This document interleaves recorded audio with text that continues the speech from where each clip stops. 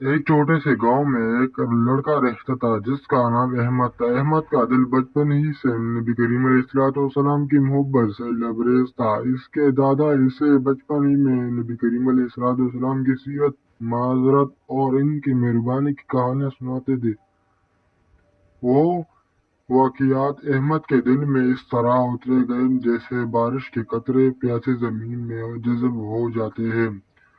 अहमद जब स्कूल जाता तो इसकी किताबों के साथ हमेशा एक छोटी सी किताब सीरत नबी सल्लल्लाहु अलैहि वसल्लम भी होती। जब कभी इसे मौका मिलता वो पढ़ता और नबी सल्लल्लाहु की हयात तैयबा से सबक सीखता।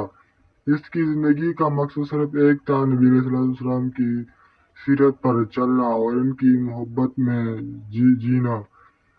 एक दिन गांव में मेला मेला में नबी सल्लम की महफिल हुई, यानी नबी सल्लम की तारीफ की महफिल हुई। अहमद ने उस महफिल में पहले बार नाते रसूल मकबूल पढ़े।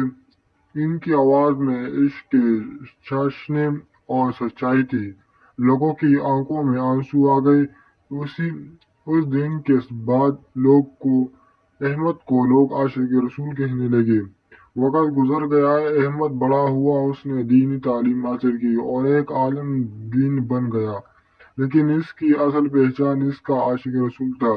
जब कभी वो रसूलुल्लाह सल्लल्लाहु अलैहि वसल्लम का जिक्र करता था उसकी आंखों से आंसू बहने लगते और दिल की गहराई से दुरूद व सलाम भेजता। एक दिन किसी ने उससे पूछा, अहमद तुमने इतनी तालीम हासिल की, शोहरत पाई, इज्जत मिली, लेकिन तुम्हें सबसे ज्यादा खुशी किसी बात की है?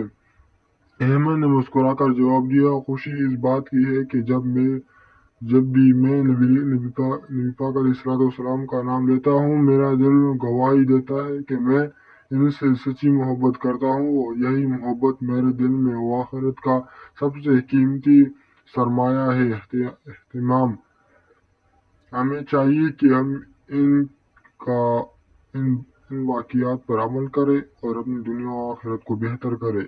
अगर आपको ये वाक़ियात अच्छा लगा हो तो प्लीज़ चैनल को सब्सक्राइब करना मत भूलिए। जज़ाकल्लाह।